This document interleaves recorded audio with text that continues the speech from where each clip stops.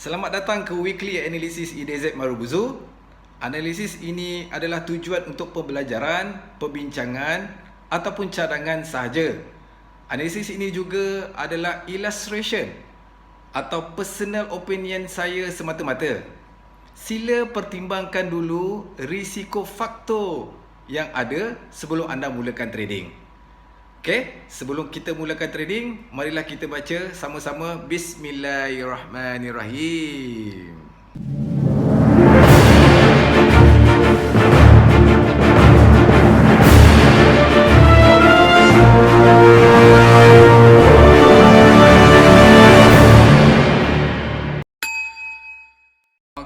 Okey, ini adalah analisis pertama kita untuk USD JPY pair. Okey, so untuk pertamanya kita pergi seperti biasa, kita pergi dulu dekat time frame yang lebih besar. Kita tengok apa yang ada dekat D1 ni. Apa yang saya nampak dekat D1 ni, kita pair ni masih lagi dalam keadaan bearish. Walaupun kita nampak dekat sini price dah break area ni, trend masih lagi dalam keadaan bearish. Okay, so saya ada buat sini kita punya trend line channel.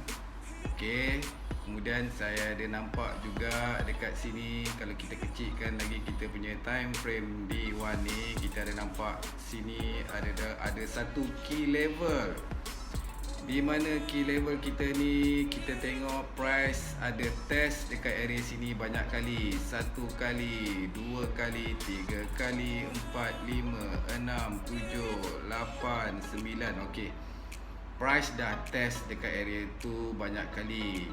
Tambahan, okey, dekat area key line, key level kita ni berselari pula tu dengan kita punya trend line channel ni. Okey, dekat area ni. So kita nak cari kita punya decision point dekat area sini. Okey, kita kecilkan kita punya time frame ke H4. So kita tengok apa yang ada dekat H4 ni. Okey, so saya ada nampak dekat H4 ni dengan jelas. Kita ada dekat sini. Okey, kita ada dekat sini red, kita ada nampak dekat sini base drop. Okey, di mana price dah break dekat kawasan area yang saya tandakan warna biru ni. Price dah banyak kali break area sini. Okey, dia break, kemudian dia retest satu kali, dia turun, dia retest kali kedua. Okey, kemudian dia meneruskan penurunan, dan ada kemungkinan price akan retest semula untuk kali ketiga dekat area zone yang saya tandakan berwarna biru ini. Okey, so dekat situ kita dah ada kita punya decision point. Okey, saya ada tanda decision point saya dekat base ni, dekat area base ni memang agak besar lah. Okey, daripada atas biru ni dengan biru bawah ni. Okey, decision point kita agak besar. Jadi kita nak kecilkan, kita nak cari entry point kita. Okey, kita nak cari entry point kita.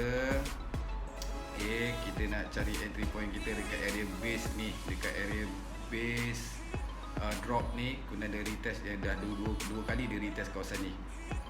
Okey, kita kecilkan kita punya time frame lagi. Kita pergi pula dekat H1. Apa kita nampak? Okey, dekat area decision point saya ni, saya ada tanda dekat sini, dekat 106 lebih kurang 106,940,950 ni adalah entry point saya yang pertama. Why? Okey, yang pertama saya cakap tadi, dia dah retest kawasan ni 2 kali. Kemudian yang kedua, saya ada nampak bearish engulfing candlestick dekat area sini, di mana ada sebatang panjang ni.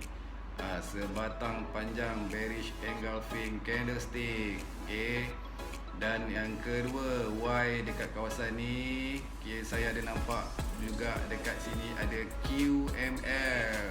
Okey, QML di mana ada dekat sini ada high low, higher high, lower low.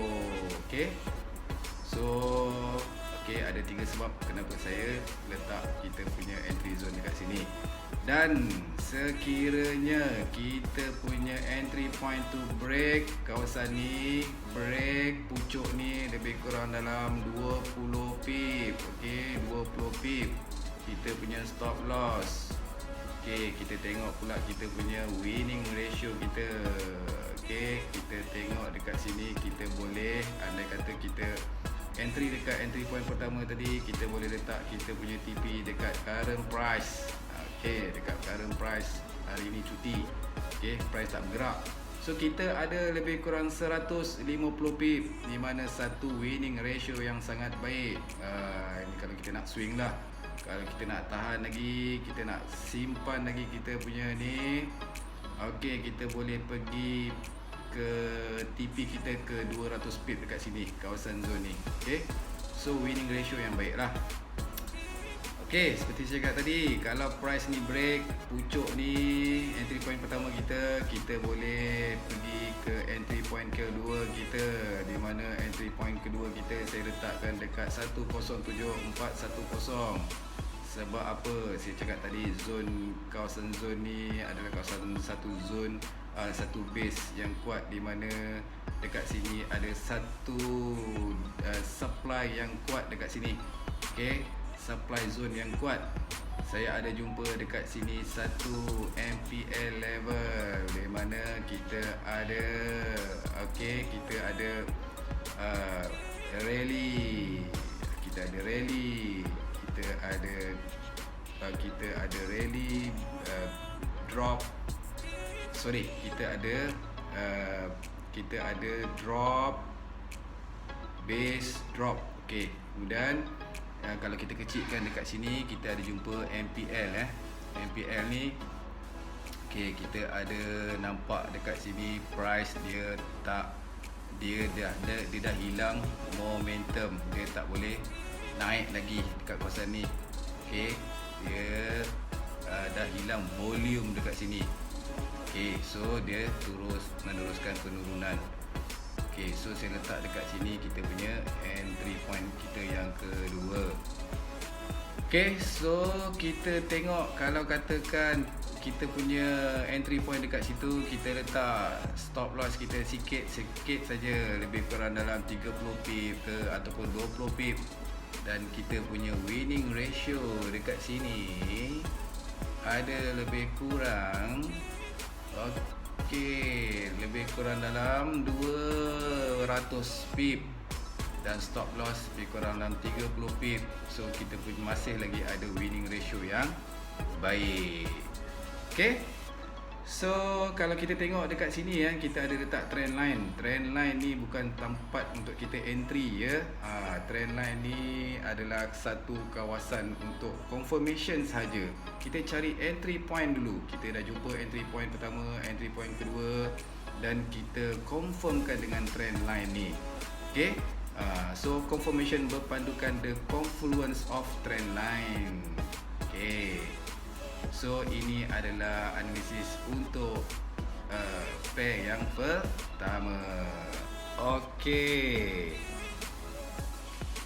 kita punya analisis untuk pair kedua adalah untuk pair Euro USD, ataupun lebih dikenali sebagai fiber currency. Okey, so seperti biasa kita tengok dulu dekat time frame yang lebih besar. Okey, kita tengok dekat time frame weekly ni, apa yang kita boleh nampak dekat sini. Okey, apa yang saya nampak, pair ni masih lagi dalam keadaan bearish. Okey, so seperti yang kita nampak dalam trend line channel yang saya dah tandakan ni, masih lagi dalam keadaan bearish.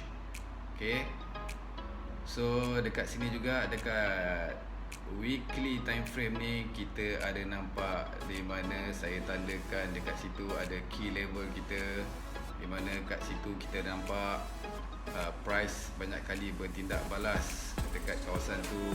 Dia cucuk, dia naik, dia cucuk, dia naik, dia cucuk, dia naik, dan dia break, kemudian dia retest dekat sini, dia jatuh, dan dia dah retest dah dekat zone ni. Okey, dia retest mula dekat zone ni. Okey, Kemudian kita pergi dekat time frame yang lebih kecil. Kita tengok apa yang ada dekat daily time frame ni. Okay, so kalau kita tengok tadi dekat zone tadi, zone SNR tadi, kita nampak yang biru ni memang besar. So saya dah kecilkan zone SNR kita, di mana dekat sini, dekat daily ni. Okay, saya nampak dekat sini. Okay, price ada bertindak balas dekat kawasan zone yang saya tandakan berwarna hijau ini. Okay, so kita nampak dekat sini price banyak kali bertindak balas. Tengok kat sini, dia test, dia naik, dia test, dia naik, dia test, dia naik dan dia break. Okay, dekat sini dia bagi jarum, dia break. Super juga dekat sini kalau kita tengok kat depan ni.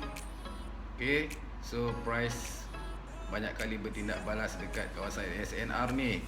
Dia test, dia jatuh, dia test, dia jatuh, dia test, dia break, dia jatuh. Kemudian ada kemungkinan dia nak retest semula kawasan ni. Okay, so dekat daily time frame ni, apa yang kita nampak lagi? Okay, kita nampak dekat sini. Okay, ada, pertamanya kita ada nampak reversal dekat sini. Okay, ada reversal di mana ada bearish engulfing pattern. Okay, dia bagi sebatang, dia jatuh, sebatang, dia jatuh kat sini. Okay, tu yang pertama. Yang kedua, saya ada nampak dekat sini ada QML level dekat kawasan hijau ni ya.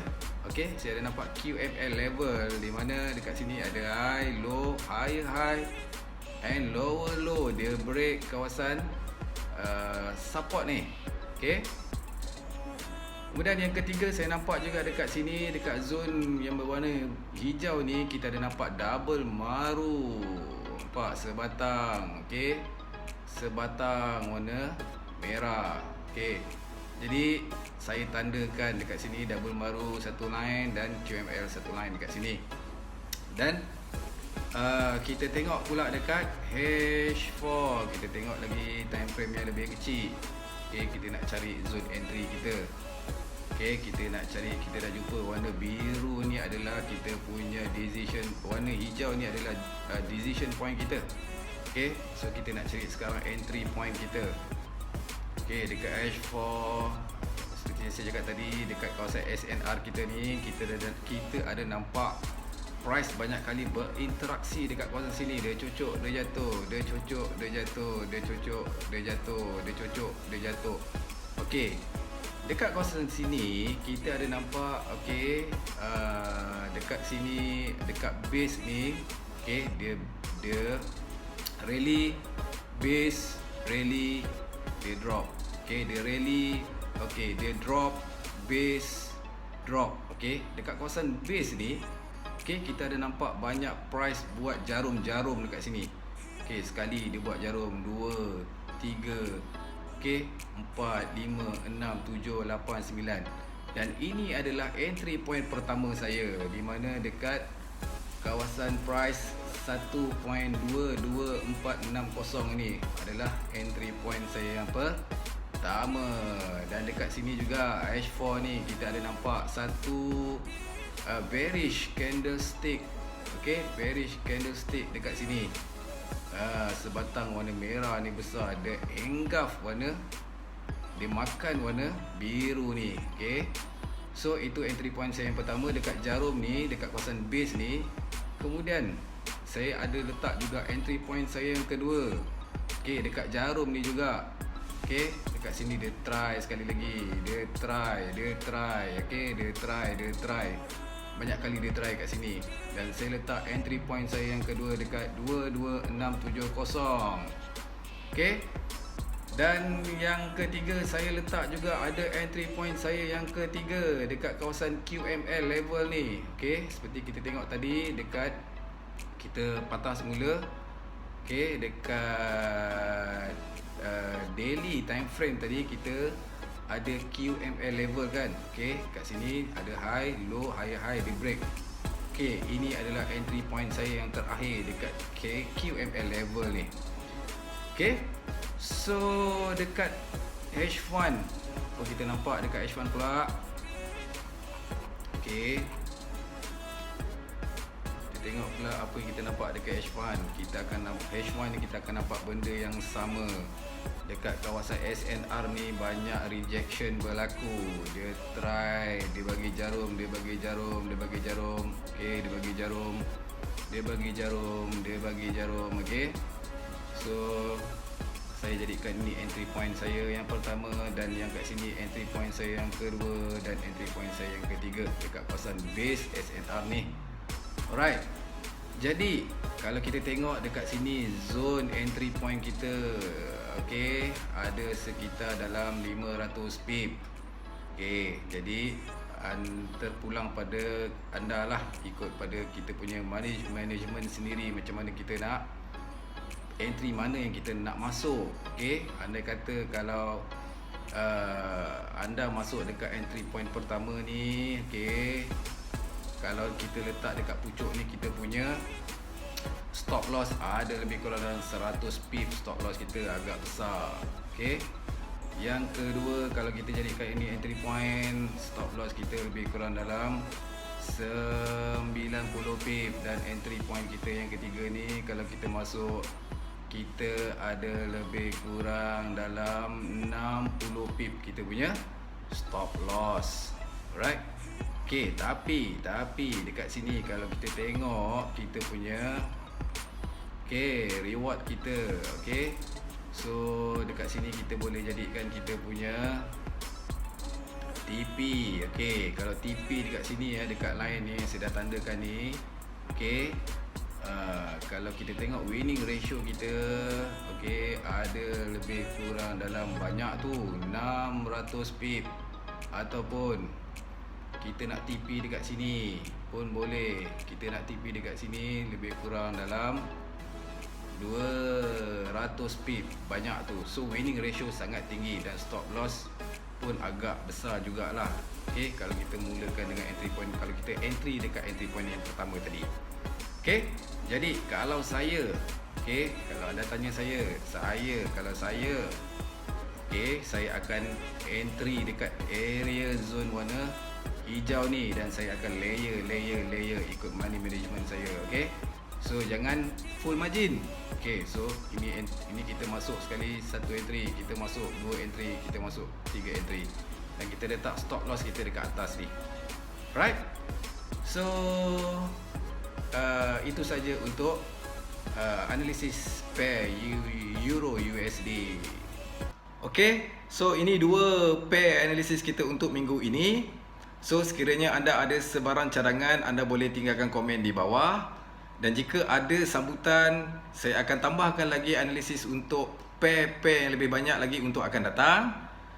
Okey, so kepada anda yang tak faham tentang istilah-istilah yang saya sebut dalam analisis tadi, dan ingin tahu lebih lanjut tentang technical analysis dalam trading, anda boleh pergi description di bawah juga, dan join grup Telegram kita. Boleh tak macam tu?